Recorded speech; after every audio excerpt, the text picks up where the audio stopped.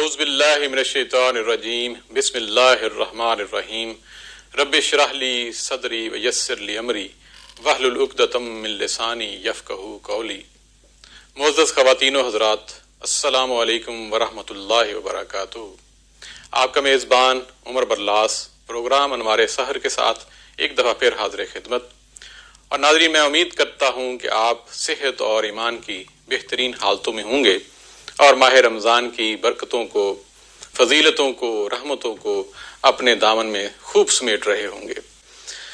جہاں تک بات کریں گے ہم حضرت آدم علیہ السلام کی، جو ناظرین آپ جانتے ہیں اللہ تعالیٰ نے جو نبیوں کا سلسلہ جو شروع کیا تھا اور اس زمین پہ کم و بیش 1,24,000 پیغمبر اللہ تعالیٰ نے بھیجے، جس میں سے جو سب سے پہلا انسان اور پہلا نبی جو ہے وہ جو حضرت آدم علیہ السلام ہم سب جانتے ہیں، اور اس سلسلے کی جو آخری کڑی تھی وہ حضور اکرم صلی اللہ علیہ وآلہ وسلم پہ آ کے ختم ہو گیا۔ نبیوں کا سلسلہ جو ہے وہ ختم ہو گیا، یعنی کہ اللہ کے رسول کے بعد کوئی نبی نہیں آنے والا۔ ناظرین، یہ وہ وقت تھا جب آسمانوں پہ بڑی بے چینی نہیں کہہ سکتے، بڑی ایک ایکسائٹمنٹ تھی، بڑی ایک نیا انداز تھا اور کچھ نیا ہونے والا تھا۔ یہ وہ لمحہ تھا۔ تمام فرشتے جو تھے وہ اللہ تعالیٰ کی معمول کے مطابق بڑائی بیان کر رہے تھے، تسبیحات بیان کر رہے تھے، بندگی بیان کر رہے تھے، اور ساتھ ساتھ ان کی نظریں جو تھیں وہ بیت المعمور پہ تھیں، اور ان کی زبانوں سے ذکر جاری تھا، اور کان جو تھے وہ اللہ تعالیٰ کی پکار سننے کو بےتاب تھے۔ اور پھر وہ لمحہ آ گیا ناظرین، جب اللہ تعالیٰ نے اعلان فرمایا کہ میں زمین پہ اپنا نائب بنانے والا ہوں۔ یہ اعلان جب فرشتوں نے سنا تو انہیں تھوڑا سا تعجب ہوا اور تھوڑی سی حیرانی ہوئی۔ تعجب اور حیرانی تفاسیر میں اور مختلف جگہوں پہ جو مفسر وہ یہ لکھتے ہیں، وہ کہتے ہیں کہ اس کی ایک وجہ شاید یہ بھی ہو سکتی ہے کہ وہ جانتے تھے کہ جب زمین پہ اللہ تعالیٰ نے جنات کو بھیجا تھا تو جنات نے بہت زیادہ آپس میں جھگڑا، فساد اور اس قسم کے معاملات کی، خون ریزی بھی کی، جس سے فرشتوں کے ذہنوں میں تھا کہ یہ کہیں جو اللہ تعالیٰ ایک نیا انسان بنانے جا رہا ہے، یہ تخلیق کرنے جا رہا ہے، کہیں یہ بھی ویسے ہی راستے پہ نہ چل پڑے۔ لہٰذا انہوں نے بڑے حیرانگی سے اور بڑے ڈرتے ہوئے اللہ تعالیٰ سے پوچھا کہ اللہ تعالیٰ، ہم تیری بندگی کر رہے ہیں، ہم تیری پاکیزگی بیان کر رہے ہیں، صبح و شام کر رہے ہیں، تو پھر تو یہ مفہوم ہے سورہ بقرہ میں، اگر آپ دیکھیں تو پڑھ سکتے ہیں یہ آیات، تو یہ مفہوم چونکہ یہاں پہ بیان کر رہا ہوں میں، اس کا ریفرنس اور لفظ بے لفظ تو وقت تھوڑا سا زیادہ لگ جائے گا، تو وہ ہے کہ اللہ تعالیٰ ہم تیری بندگی بیان کر رہے ہیں، پھر انسان کو کیوں تخلیق کر رہا ہے؟ اور پھر اللہ تعالیٰ فرماتے ہیں سورہ بقرہ کی آیت 30 میں کہ جو میں جانتا ہوں تم نہیں جانتے۔ اس کے بعد جو ہے پھر اللہ تعالیٰ نے حضرت جبرائیل علیہ السلام کو حکم دیا کہ وہ زمین سے مٹی لے کے آئیں، اور پھر حضرت ابو موسیٰ اشعری بیان کرتے ہیں کہ اللہ کے رسول نے فرمایا کہ انسان کی جو تخلیق ہے وہ ایک مٹھی مٹی سے ہوئی، اور یہ جو مٹھی جو خاک ہے یہ پورے روئے زمین سے حاصل کی گئی تھی، جس کی بنیاد پہ انسانوں کے رنگ و نسل ہے، انسانوں کی زبانیں ڈیفرنٹ ہیں، اور انسانوں کی جو ہے وہ شکل و شباہت اور رنگ و نسل، یہ سارے مختلف ایریاز میں آپ کہہ سکتے ہیں کہ زمین کے مختلف حصوں سے لی گئی تھی یہ ساری مٹی۔ اور اس کے بعد جو ہے وہ اللہ تعالیٰ نے اس مٹی کو، یہ ایک بڑی تفصیل ہے لیکن ہم مختصر کرتے ہیں، مٹی کو اللہ تعالیٰ نے گوندا، اور پھر کچھ عرصہ مٹی رہی، بعد میں مٹی کا رنگ بھی چینج ہوا، اس میں بو بھی پیدا ہوئی، پھر یہ تھا کہ اس مٹی کو اللہ تعالیٰ نے جب حضرت آدم کو تخلیق کیا، پھر یہ ہے کہ پھر رکھا، اور قرآن میں بھی آتا ہے کھنکتی ہوئی مٹی سے، تو بعض مفسر یہ کہتے ہیں کہ جب مٹی سوکھ جاتی ہے تو اس میں کھنک پیدا ہوتی ہے، تو یہ وہاں سے لیا گیا، لیکن وہ تفصیل ہے۔ ہم یہاں پہ یہ بات کرتے ہیں کہ اللہ تعالیٰ نے آدم علیہ السلام کو تخلیق کر دیا۔ اور حضرت ابو ہریرہ بیان کرتے ہیں کہ اللہ کے رسول نے فرمایا جب آدم تخلیق ہو گئے تو پھر اللہ تعالیٰ نے آدم کو منہ کے ذریعے جو ہے وہ روح پھونکی، اور جب روح پھونکی تو حضرت آدم علیہ السلام کو چھینک آئی۔ حضرت آدم علیہ السلام کو جب چھینک آئی تو انہوں نے برجستہ کہا الحمدللہ، اور یہی وجہ ہے کہ ہم تمام مسلمان جب بھی چھینک آئے تو ہم الحمدللہ کہتے ہیں۔ اتفاق سے اس کے جو جواب میں اللہ تعالیٰ نے کہا برحمہ کا ربا کا، اللہ تعالیٰ نے اس کا جواب بھی دیا. اور ایک خاص چیز جو ہے وہ اللہ تعالیٰ نے شرف بخشا ہے یہ انسان کو، جو کہ پہلے کسی مخلوق کو نہیں بخشا تھا. وہ 4 چیزیں ہیں جو کہ اللہ تعالیٰ نے صرف اور صرف جو ہے حضرت آدم کو شرف بخشا ہے. سب سے پہلے تو اللہ تعالیٰ نے خود تخلیق کیا ہے، خود اپنے ہاتھوں سے بنایا ہے. باقی مخلوقات کو اللہ تعالیٰ نے اپنے ہاتھوں سے خود تخلیق نہیں کیا. دوسری چیز ہے کہ اللہ تعالیٰ نے اپنی روح پھونکی ہے. تیسری چیز ہے اللہ تعالیٰ نے فرشتوں سے کہا کہ اس کو سجدہ کریں. کسی اور مخلوق کو اللہ تعالیٰ نے فرشتوں سے نہیں کہا کہ اس کو سجدہ کریں. اور چوتھی چیز ہے کہ اللہ تعالیٰ نے انسان کو تمام اشیاء کے نام سکھا دیے. جب پیدا فرمایا انسان، جب تخلیق ہو گیا تو اللہ تعالیٰ نے اس کے بعد انسان کو سارے یہ جو پہاڑ اور زمین اور درخت اور یہ پانی اور ہوا، یہ ساری اشیاء کے نام سکھا دیے. یہ بھی اللہ تعالیٰ کے یہ سارے کے سارے انسان کے اوپر مرتبے ہیں. آپ یوں سمجھ لیں کہ انسان کو اللہ تعالیٰ نے مرتبے عطا کیے.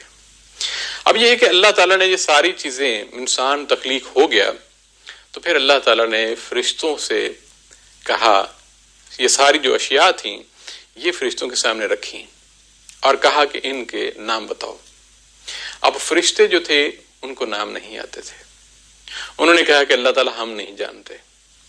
اور پھر اللہ تعالیٰ نے حضرت آدم علیہ السلام کو کے سامنے وہی چیزیں رکھی اور حضرت آدم علیہ السلام کو کہا کہ ان کے نام بتاؤ.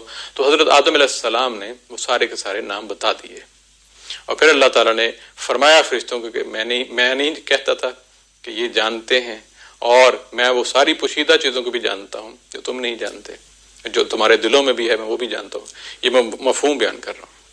اس کے بعد جو ہے وہ اللہ تعالیٰ نے تمام فرشتوں سے کہا کہ آدم علیہ السلام کو سجدہ کریں. تمام فرشتوں نے سجدہ کر دیا سوائے ابلیس کے. جب اللہ تعالیٰ نے ابلیس سے پوچھا کہ تم نے سجدہ کیوں نہیں کیا، کس چیز نے روکا تجھے؟ یہ اگین میں کہہ رہا ہوں مفہوم ہے، کیونکہ آیت آپ خود پڑھ سکتے ہیں سورہ بقرہ کی آیت 30، 31، 32، 33، یہ ساری چیزیں اس میں. تو کس چیز نے روکا ہے؟ تو ابلیس نے کہا جی میں اس وجہ سے رکا ہوں کہ میں تو افضل ہوں اس سے، میں تو اس سے بہتر ہوں. یہ مٹی سے بنا ہے، میں آگ سے بنا ہوں، میں کیسے سجدہ کروں گا؟ تو پھر اللہ تعالیٰ نے کہا کہ تمہیں کوئی حق نہیں پہنچتا پھر جنت میں رہنے کہ تم یہاں سے نکل جاؤ. اور پھر ابلیس نے درخواست کی اللہ تعالیٰ مجھے مہلت دی جائے. کتنی مہلت؟ قیامت تک مہلت دی جائے. اور ساتھ اس نے کہا میں تیرے لوگوں کو بہکاؤں گا، آگے سے، پیچھے سے، دائیں سے، بائیں سے میں بہکاؤں گا. اور اللہ تعالیٰ نے مہلت دے دی. اور اللہ تعالیٰ نے ساتھ یہ بھی کہا، مفہوم ہے ساری بات کا، کہ جو لوگ تیرے پیچھے چلیں گے اور تجھ سمیت میں دوزخ میں ڈالوں گا. اور اس کے بعد کیا ہوا؟ اس کے بعد اللہ تعالیٰ نے انسان کو تخلیق کرنے کے بعد سارا معاملہ جب ہو گیا تو یہ ابلیس کے بارے میں تھوڑی سی میں حقیقت یہاں پہ بتاتا چلوں. ایک تو یہ ہے کہ میں یہاں پہ حدیث حضرت عائشہ رضی اللہ تعالیٰ عنہا کی کہ کس طرح کس تخلیق کو، کس مخلوق کو کیسے کس چیز سے بنایا، یہ تو ہمیں سمجھ آ گئی ہے کہ فرشتے جو ہیں وہ نور سے پیدا فرمائے گئے، انسان جو ہیں وہ مٹی سے پیدا فرمائے گئے، اور جو جنات ہیں، شیاطین ہیں، وہ آگ سے پیدا فرمائے. اب یہاں پہ بڑا انٹرسٹنگ کویسچن ہے، یا ہمارے ذہنوں میں، میرے ذہن میں بھی ایک سوال تھا ایک عرصہ تک کہ فرشتے تو اوپر اللہ تعالیٰ کے آسمانوں پہ وہ رہتے اور بندگی کرتے رہتے ہیں، اور یہ جو ابلیس تھا یہ ادھر فرشتوں کا استاد بھی رہا، سردار تھا، یعنی کہ علم اتنا اس نے حاصل کر لیا تھا، اتنی عبادت گزار اتنا تھا. تو یہ تو ادھر سارے فرشتے نور سے تھے، یہ درمیان میں ایک جو ہے یہ آگ سے کیسے بنا، یہ کچھ سمجھ نہیں آئی. تو اس کے بارے میں ہمیں پھر جو حضرت عبداللہ بن عمر فرماتے ہیں، اور ان کی مطلب تفصیل ہے، اگر آپ بھی کبھی موقع ملے ضرور پڑھیے گا، کہ اللہ تعالیٰ نے جنات کو انسان سے تقریباً 2000 سال پہلے تخلیق کیا اور جنات کو ساری زمین پہ بھیجا. اب جنات نے یہاں پہ عبادت بھی کی، شروعات میں خاص طور پہ عبادت کرتے کرتے کرتے ایک مقام ایسا آ گیا، وقت کے ساتھ ساتھ انسان چیزیں بھول جاتا ہے اس طرح ایک مقام ایسا آ گیا. ایک ان کا بادشاہ ہوتا تھا یوسف نام کا، انہوں نے اس بادشاہ کو قتل کر دیا. اب کچھ اس قتل کی وجہ سے، مختصر میں یہ کروں، قتل کی وجہ سے ان کی آپس کی لڑائیاں شروع ہو گئیں. آپس کی جب لڑائیاں شروع ہوگی تو قتل و غارت، دنگا فساد خوب مچا اس زمین پہ. پھر اللہ تعالیٰ نے کیا کیا، ایک فرشتوں کا ایک گروہ، یا آپ یوں سمجھ لیں فرشتوں کی فوج بھیجی. بلکہ بعض تفسیروں میں چونکہ اتنی زیادہ تفصیلات ہیں، بعض جگہوں میں یہ لکھے 4 سے 5 ہزار جو ہے فرشتوں کی فوج بھیجی زمین پہ. انہوں نے ان جنات کو خاصا خوب جو ہے وہ آپ یوں کہہ لیں کہ مارا بھی اور ہلاک بھی کیا. اور جو جنات کو جو بچ گئے تھے ان کو جو ہے وہ جزائر میں بھجوا دیا، زمین کے مین حصے کی بجائے جزائر میں بھجوا دیا، اور جو کچھ ویران علاقے تھے وہاں بھجوا دیا. یہ ہم جب بھی سنتے ہیں نا کوئی ویران جگہ ہوتی تھی، ہمارے ذہنوں میں آتا ہے یہاں جنات رہتے ہوں گے، یا بچپن میں کہانیاں پڑھتے تھے ہم کہتے کو کاف سے.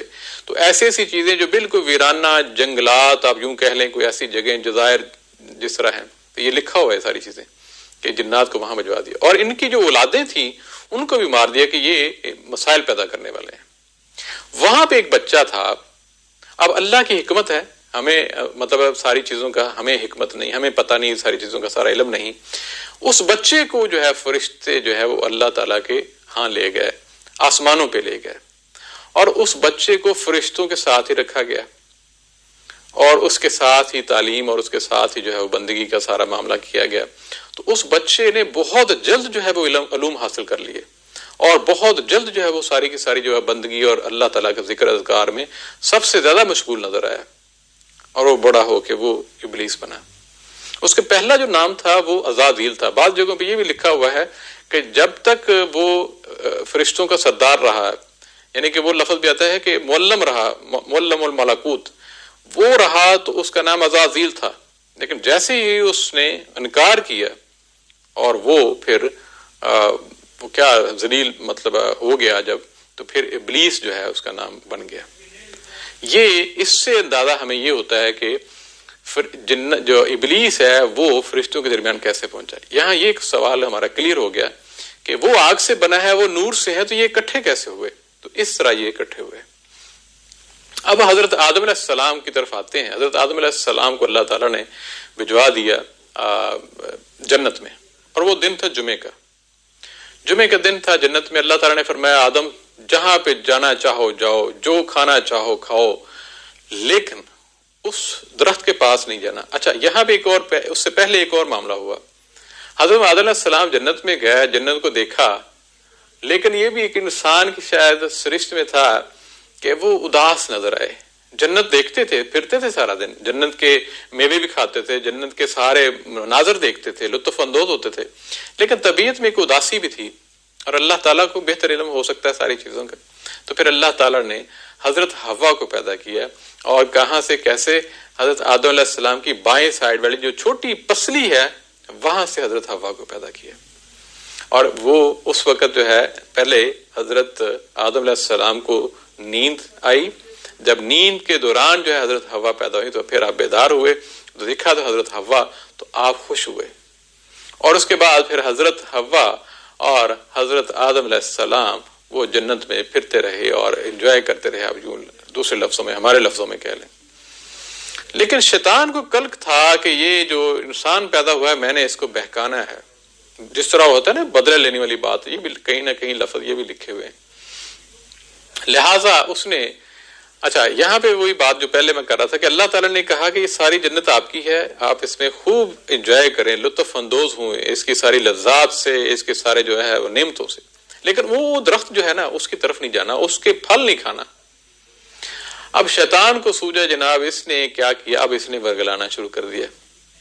تو شروع میں تو دھتکار ملی. اب کہا یہ جاتا ہے، جو کہ لکھا ہے تقریباً 60 سال ایک جگہ پہ ہے، ایک جگہ پہ ہے کہ 100 سال حضرت آدم علیہ السلام جنت میں رہے.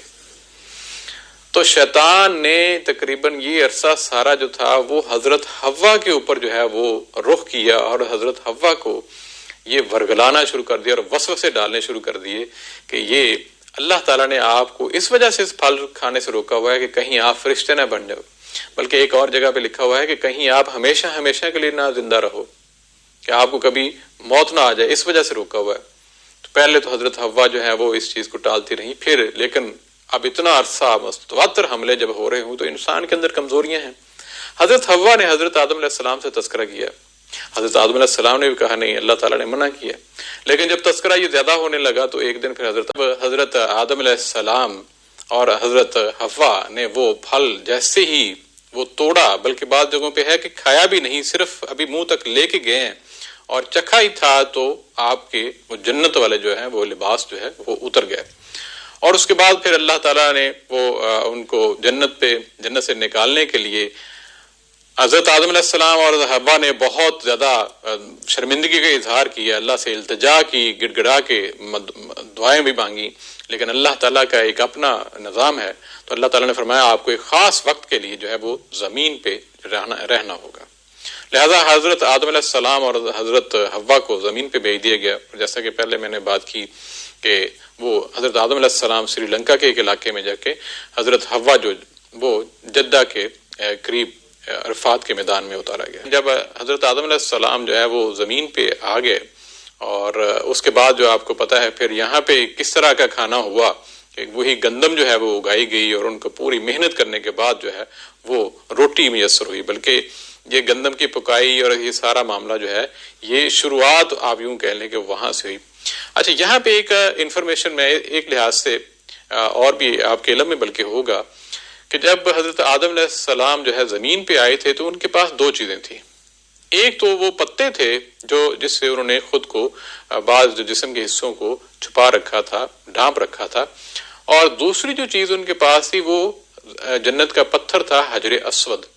لہذا ہمیں یہ بھی اندازہ ہو گیا کہ یہ جو حجر اسود ہے یہ جنت سے زمین تک کیسے پہنچا، تو یہ آج جو ہے یہ میرا خیال ہے ایسے ہو سکتا ہے کئی لوگ جن کو نہ پتا ہو، یہ حجر اسود جو ہے زمین تک پہنچانے میں حضرت آدم علیہ السلام جو ہے وہ لے کے آئے تھے۔ لہذا یہ دونوں چیزیں تھیں۔ اب ایک عرصہ تک جو ہے، اب یہاں پہ پھر جو ہے ایک بات غور کرنے والی ہے کہ جب اللہ تعالیٰ ناراضگی کا اظہار کرتے ہیں تو پھر اللہ کو منانے میں آپ بعض اوقات جو ہے وہ آپ کی توقع سے زیادہ وقت بھی لگ سکتا ہے، یہ اللہ کی حکمتیں ہیں، ہمیں اندازہ نہیں ہے۔ اللہ تعالیٰ پھر بندوں کو سکھاتے بھی ہیں کہ کس طرح جو ہے وہ آپ کون سے وہ ذکر کرو، کون سی وہ دعائیں مانگو جس سے میری خوشنودی حاصل کر سکو، اور یہ اللہ تعالیٰ نے انسانوں کی رہنمائی کے لیے جگہ جگہ یہ ساری چیزیں بتائی گئی۔ پھر وہ دعا بھی عطا کی، اور اللہ تعالیٰ وہ پھر دعا جو ہے وہ حضرت آدم علیہ السلام وہ بھی پڑھتے رہے، حضرت حوا وہ بھی پڑھتے رہی، اور یہ کتنا عرصہ سلسلہ چلتا رہا۔ اور دعا آپ بہتر جانتے ہیں، ربنا ظلمنا انفسنا، وہ ساری تفصیل جو ہے، یہ جو دعا جب پڑھتے رہے، اور بعض جگہوں پہ ہے کہ کئی 100 سال ایسا معاملہ ہوا، کئی سو سال گزر گئے، اور روزانہ معاملہ کیا ہوتا تھا، جب بھوک لگتی تھی کھانا کھا لیتے تھے، اور اس کے بعد جو ہے وہ اللہ کی عبادت میں مشغول رہتے تھے، دعائیں مانگتے رہتے تھے۔ اور ایک دن ایسا ہوا کہ جب مایوسی بھی ہوتی تھی، جب بندہ کوئی غلطی کر لیتا ہے، شرمندگی بھی ہوتی ہے، اور اللہ تعالیٰ کو یہ شرمندگی پسند بھی بہت ہے، بلکہ اللہ تعالیٰ نے بہت سے مقامات پہ ایسا فرمایا ہے کہ یہ جو انسان جب گناہ کر لیتا ہے، غلطی کر لیتا ہے، لیکن جب وہ پلٹ آتا ہے، جب وہ توبہ کرتا ہے، تو مجھے وہ لمحہ وہ انسان بہت پسند ہے۔ لہذا جب اتنا عرصہ جو ہے وہ دعائیں مانگتے رہے، اللہ تعالیٰ کے حضور گڑ گڑا کے دعائیں کرتے رہے، تو پھر ایک دن جو ہے وہ حضرت جبرائیل علیہ السلام جو ہے وہ دوبارہ تشریف لائے، اور حضرت آدم علیہ السلام سے ملے اور کہا آپ کے لیے خوشخبری ہے کہ اللہ تعالیٰ نے آپ کو معاف کر دیا ہے۔ تو حضرت آدم علیہ السلام اس بات کو سن کے بہت زیادہ خوش ہوئے، اور فوراً جو ہے وہ سر سجود ہوئے، سجدے میں پڑ گئے، اور پھر دعائیں شروع کر دی، پھر شکر کا اظہار کیا اللہ تعالیٰ کا کہ اللہ تعالیٰ تیرا شکر ہے کہ اب مجھے معاف کر دیا۔ اس کے بعد حضرت جبرائیل علیہ السلام حضرت آدم علیہ السلام کو لے کے حجاز روانہ ہوئے، اور وہی مقام پہ جہاں پہ آج مکہ معظمہ ہے، اور وہاں پہ حضرت جبرائیل علیہ السلام نے ہی حضرت آدم علیہ السلام کو بتایا اور سکھلایا، تو وہاں پہ خانہ کعبہ کی تعمیر ہوئی تھی۔ لہٰذا ہمیں یہ بھی پتہ چل گیا کہ خانہ کعبہ کی تعمیر، جو پہلا خانہ کعبہ بنایا گیا تھا، وہ حضرت آدم علیہ السلام نے اپنے ہاتھ سے بنایا تھا۔ جب خانہ کعبہ کی تعمیر ہو گئی تو اس کی ایک دیوار پہ وہی جو پتھر لائے تھے حضرت آدم علیہ السلام اپنے ساتھ، وہ ایک دیوار کے ساتھ جو ہے وہ پتھر لگا دیا گیا، جو آج بھی ہے حجر اسود، جس کو سارے جو لوگ جاتے ہیں وہاں اس کو بوسہ دیتے ہیں۔ اس کے بعد جو ہے حضرت جبرائیل علیہ السلام جو ہے وہ حضرت آدم علیہ السلام کو لے کے حضرت حوا کے پاس گئے، اور آپ کو علم ہے ان کا میدان عرفات میں اور جو وہ جگہ ہے وہ بلکہ آپ کو یاد ہوگا وہ سفید برجی سی جبل الرحمت کے نام سے، وہاں پہ حضرت حوا اور حضرت آدم علیہ السلام جو ہے وہ ایک دوسرے کو ملے۔ اب اتنا سلسلہ گزر چکا تھا، اتنا وقت گزر چکا تھا، یہ صدیوں کی بات ہے۔ تو حضرت حوا کا وہ خد و خال جو تھے، وہ جسمانی چہرے کے وہ کافی ان کے اوپر جو زندگی کے یا عمر کے آثار جو ہیں وہ نمایاں ہو گئے تھے۔ تو حضرت آدم علیہ السلام نے پہچاننے سے انکار کر دیا کہ یہ کون ہے۔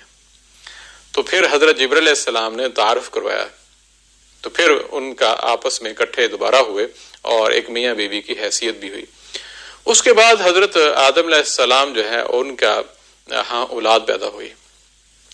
یہاں پہ ساری گفتگو میں آپ کو یہ بھی میں بتاتا چلوں کہ حضرت آدم علیہ السلام کا جو قد کاٹ تھا ماشاءاللہ، وہ 60 ہاتھ کا وہ لفظ ہے، جو کہ بعض اس کو مفسر 60 گز کہتے ہیں یا 60 میٹر کہتے ہیں۔ اب ڈیپینڈ کرتا ہے کہ وہ ہاتھ جو ہے وہ کتنا زیادہ ہے، تو 60 میٹر بھی اگر دیکھا جائے، 60 گز بھی دیکھا جائے، کئی جگہوں پہ 40 کا بھی آتا ہے، 40 میٹر۔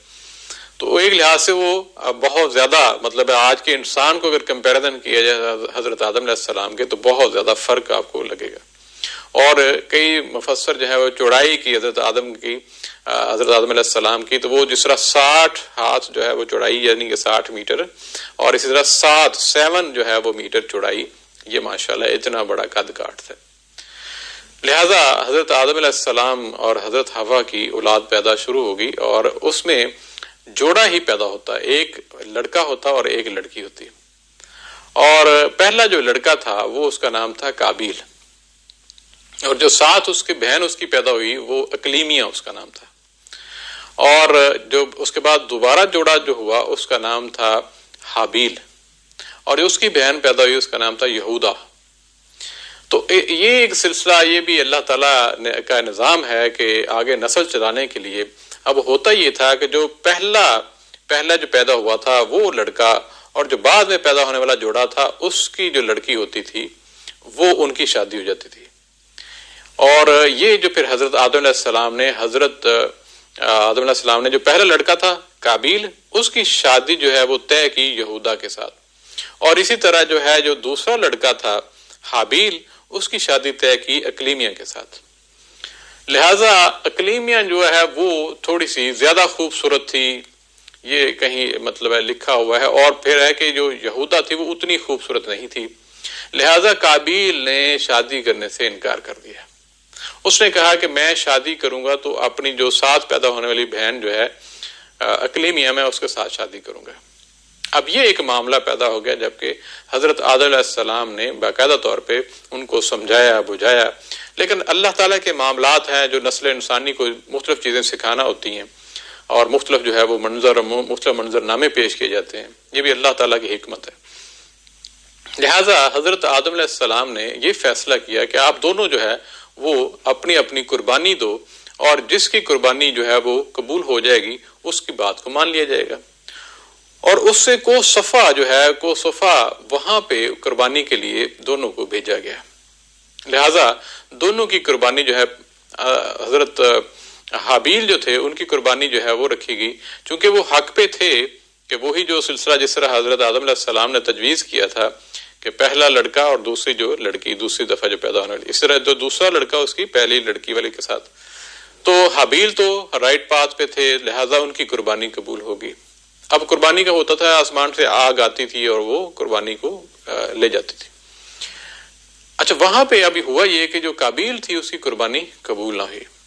قابیل جو ہے چونکہ وہ ایک بحث و مباحثے میں تھا کہ میں پسند نہیں کرتا، وہ اتنی خوبصورت نہیں ہے یہودا، لہٰذا میں تو اقلیمیہ سے شادی کروں گا، لہٰذا وہ چونکہ غلط بات پہ تھا اس وجہ سے اس کی قربانی قبول نہ ہوئی۔ اب اسے غصہ تھا بھائی کے اوپر کہ یہ جو حابیل ہے یہ کیوں جو ہے وہ اس کی قربانی قبول ہو گئی اور اس کو جو شادی ہے وہ اقلیمیہ سے ہو، جبکہ وہ چاہتا تھا کہ اقلیمیہ کے ساتھ شادی ہو جائے۔ لہٰذا غصے میں آ کے اس نے کیا کیا کہ اس قابیل نے حابیل کو قتل کر دیا، اور یہ اس انسانوں کی اس دنیا کا پہلا قتل تھا۔ اب جب قتل کیا تو اس کے بعد جو ہے وہ سمجھ نہ آئے کہ اب کیا کریں۔ اب جو لاش تھی، بلکہ یہ بھی ہے کہ لاش کو وہ کندھے پہ اٹھا کے اب چلتا رہتا، رکھ لیتا, پھر سمجھ آئے میں اس کو کیا کروں, بھائی کو مار تو دیا ہے, پھر لاش اٹھاتا, پھر ایک چلتا رہتا, پھر رکھ دیتا. پریشان ہو گیا کہ میں نے یہ کیا کیا ہے, کچھ سمجھ نہیں آئی, میں کیا کروں اسے. تو پھر اللہ تعالیٰ نے معاملات آپ دیکھیں اللہ تعالیٰ کے سمجھانے کے انداز کیا ہے. اللہ تعالیٰ نے وہاں پہ 2 کوے بھیجے. اب 2 کوے آپس میں جھگڑے, لڑے. ایک کوے نے دوسرے کوے کو مار دیا, اور جس کوے نے دوسرے کوے کو مار دیا, اب کیا کیا اس نے فوراً زمین جو ہے اپنے پنجوں سے کھودی, اور جو مرا ہوا کوا تھا وہ اس کے اندر جو ہے اس نے ڈال دی, اور اوپر مٹی ڈال دی. تو یہ سارا جو ہے منظر جو ہے قابیل دیکھ رہا تھا.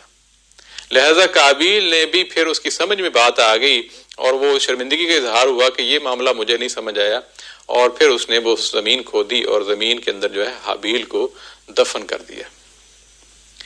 اب اس کے بعد ایک عرصہ اسی طرح چلتا رہا معاملہ, اور یہ کہا جاتا ہے تقریباً حضرت آدم علیہ السلام کے ہاں جو اولاد ہوئی وہ بعض جگہوں پہ مفسر لکھتے ہیں کہ 4 لاکھ کے قریب تھی. 4 لاکھ, کیونکہ اولاد ہوتی رہی, جوڑے کی شکل میں ہوتی رہی, پھر ان کی شادیاں. یہ ان کی زندگی کی اولاد ہے, جب وہ زندگی کے اندر جو ان کے 4 لاکھ کے قریب یہ لفظ آتا ہے. پھر ایک سٹیج آ گئی جب فرشتے گھر میں داخل ہوئے, تو حضرت آدم علیہ السلام سمجھ گئے کہ یہ اب آخری وقت آ گیا ہے. لہذا حضرت آدم علیہ السلام نے حضرت حوا کو اور باقی بچوں کو کہا کہ مجھے تنہا کر دو. اس کے بعد پھر انہوں نے اللہ تعالیٰ کی کبریائی بیان کی, اللہ تعالیٰ کی عبادت شروع کر دی, اور فرشتوں نے جان جو ہے وہ قبض کی. اس کے بعد جو ہے وہ فرشتوں نے وہاں پہ حضرت جبرائیل علیہ السلام نے ان کے بیٹے تھے حضرت شیس علیہ السلام, ان کو بتایا کہ اب کیا کرنا ہے. ان کو سمجھایا کہ کس طرح جو ہے اب آپ قبر کھودو گے, اب قبر کو کس طرح کھودنا ہے, اور نماز جنازہ کس طرح پڑھانی ہے. یہ سارا معاملہ فرشتے نے حضرت جبرائیل علیہ السلام نے حضرت شیس علیہ السلام کو بتایا. تو یہ جو نماز جنازہ جو پہلی پڑھائی گئی تھی وہ حضرت شیس علیہ السلام نے حضرت آدم علیہ السلام کی پڑھائی تھی. تو پھر حضرت آدم علیہ السلام کو باقاعدہ طور پہ دفن کیا گیا تھا.